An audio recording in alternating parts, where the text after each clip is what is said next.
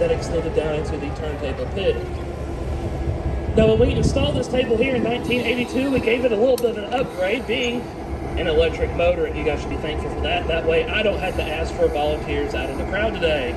Just a little bit too hot to be turning this around by hand. But whether we're turning it around by hand or with our electric motor, we still have to have our locomotive balanced just right over that 6-foot bearing.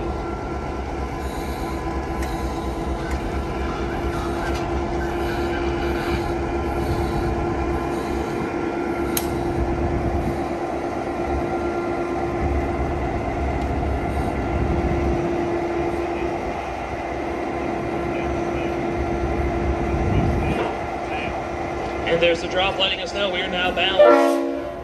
The locomotive pulling our train today is the NC St. L 710, built for the Nashville, Chattanooga, and St. Louis Railway in 1950 by the Electro Motor Division of General Motors, better known as EMD.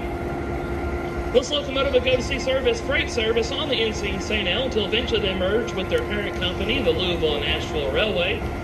It would go to service on the L&N and eventually see service on Amtrak, now not pulling passenger trains, but actually pulling maintenance of way trains, where they would take train crews out or track crews out and work on the tracks and get them back into service. Now, we would actually purchase this locomotive from a scrapyard in the early 2000s and bring it here to Chattanooga and put it back in its original 1950s paint scheme.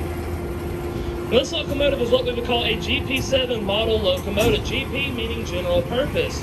This was the first mass-produced locomotive that was designed for different types of railroading, whether it was switching freight passenger cars, built for passenger service, or like 710 being built for freight service. Now, this is what we call a diesel-electric locomotive. The reason it's called diesel-electric, now there is a 16-cylinder diesel motor in the long hood of that locomotive, and that diesel motor does two things. One, it spins an air compressor located at the very back of the engine, and that allows us to make compressed air for the brakes on the locomotive and as well as our passenger cars. It also turns an electrical generator that makes electricity, not only for the headlights and the radios, but also it sends an electric current down to what we call traction motors. There's a traction motor on each axle of this locomotive, and those electric motors is what turns wheels and gives us our traction power, giving us the term diesel electric. And this is a technology that dates back all the way to the 1930s, and in being used in today's modern locomotives as well.